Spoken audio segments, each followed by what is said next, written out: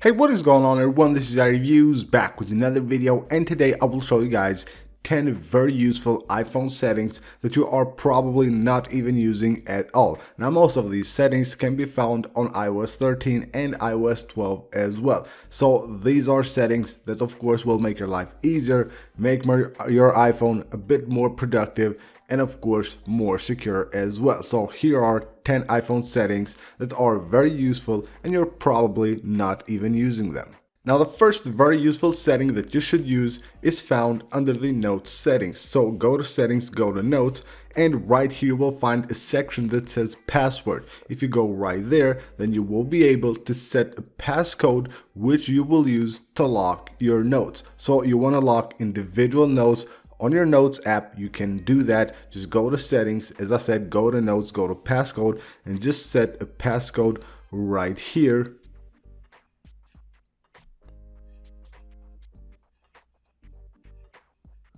And then click done, and now you're good to go. You can go ahead and use that passcode to lock any of your notes. So you can see right here on the Notes app, I try to open a note that will be locked. Just enter the passcode, and as easy as that, you will be able to view the note. Now you can go ahead and lock and unlock notes as easy as this. So just enter the passcode to unlock a note, and if you have one that doesn't have a passcode, you want to lock it, you just go ahead and swipe like this and tap that little lock button right there, and you will add the lock passcode right there to that note. So just tap right there once you want to lock a note, and as easy as that, you can protect any of your notes with a passcode. The second very useful setting that you should use is found under the Maps settings. So go to settings, go to the Maps section, and make sure you scroll down, and you will find Air Quality Index. Now this by default will be disabled. Make sure you enable it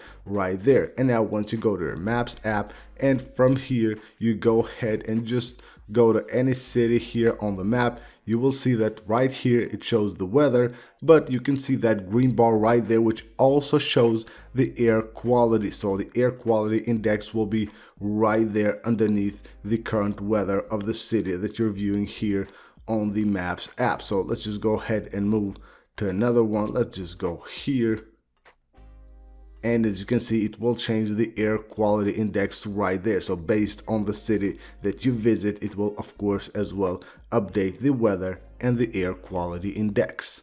Now with iOS 13, of course, Apple has added the ability to download files from Safari using the new Safari Download Manager, and you can manage those files directly from the Settings app without having to use the Files app. So what you gotta do here is go to Settings, go to General, and go to iPhone Storage. Right here, just wait for this to load. You will see like a list of apps here, and it will show you how much space each of them is taking on your device. And then right here, you will also find a section that says on my iPhone, and these are all the files that you have downloaded through Safari, and you have saved them locally, not on the cloud, but locally on your iPhone. And if you go here, you can tap on my iPhone right there, and it will show you right here the list of the files that you have saved on your iPhone. Of course, it will show you files as well as folders. So here, if I go to the downloads folder, it will show me all the downloads right there. Now from here,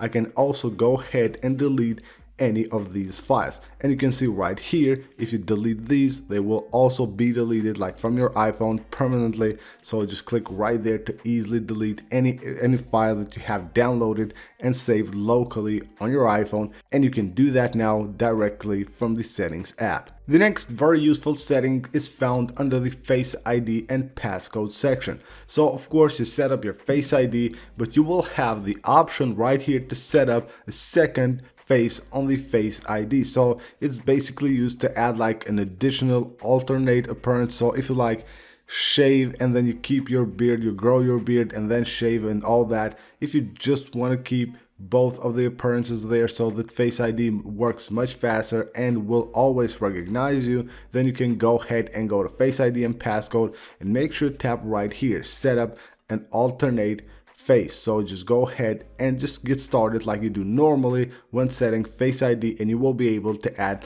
like a second appearance right here on the Face ID.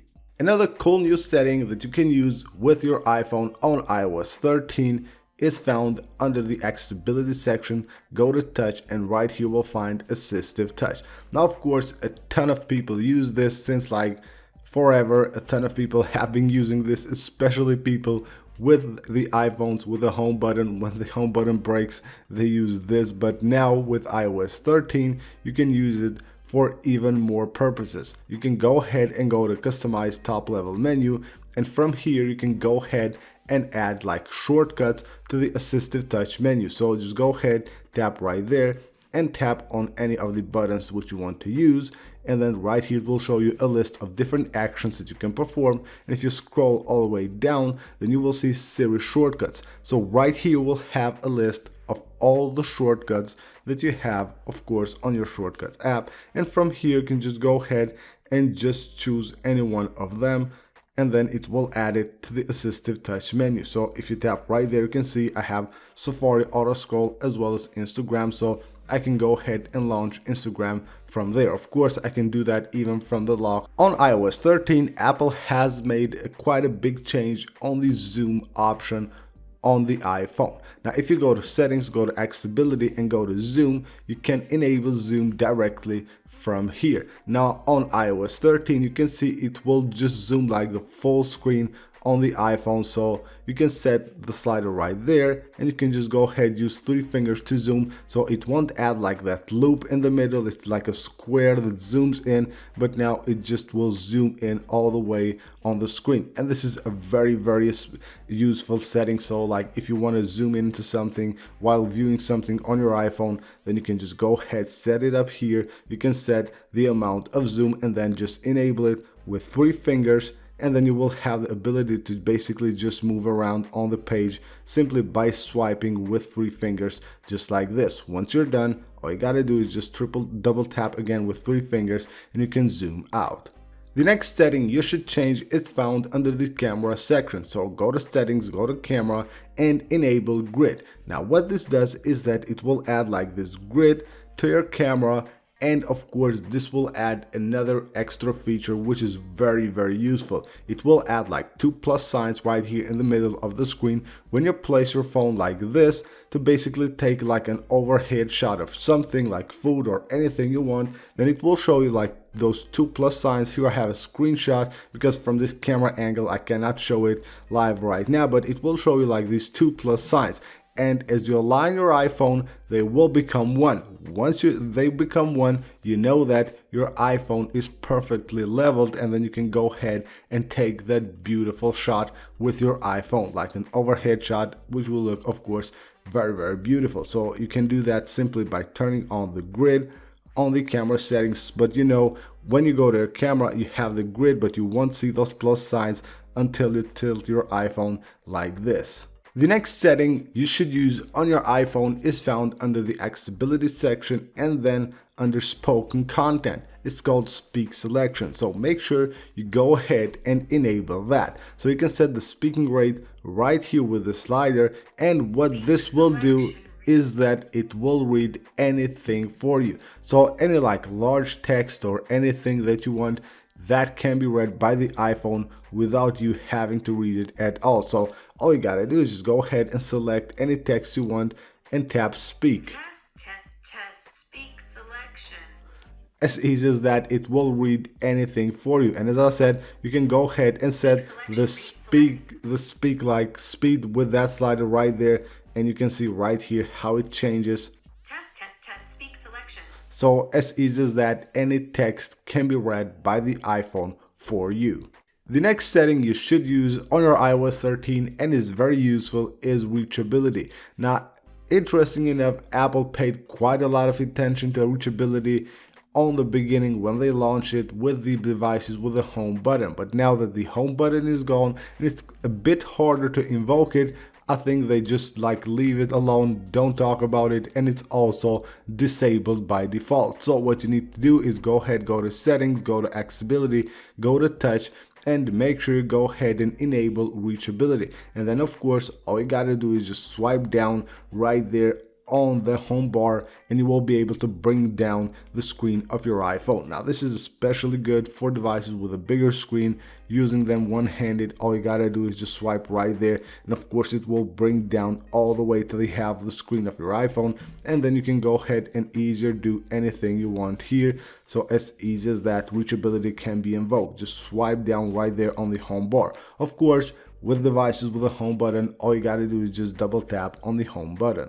And last but not least is a setting found under display and brightness, and it is text size and bold text. Now if you have a hard time seeing text on your iPhone, then you can go right here to text size and you can go ahead and easier make it bigger, or of course even smaller if you want to. But if you want to make it bigger, of course just go ahead and slide all the way to the right side.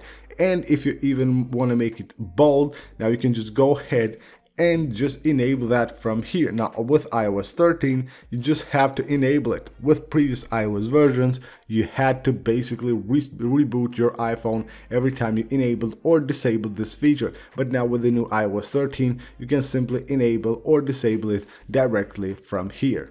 So that's it for this video, guys. These are 10 iPhone settings that are very useful and you might not even be using any one of them. So I hope you guys learned something from this video. Hopefully any of these settings will help you out having a better experience on your iPhone. Again, thank you guys for watching. Don't forget to subscribe for more videos like this. Also, don't forget to leave a like on this one, and I will see you on the next one.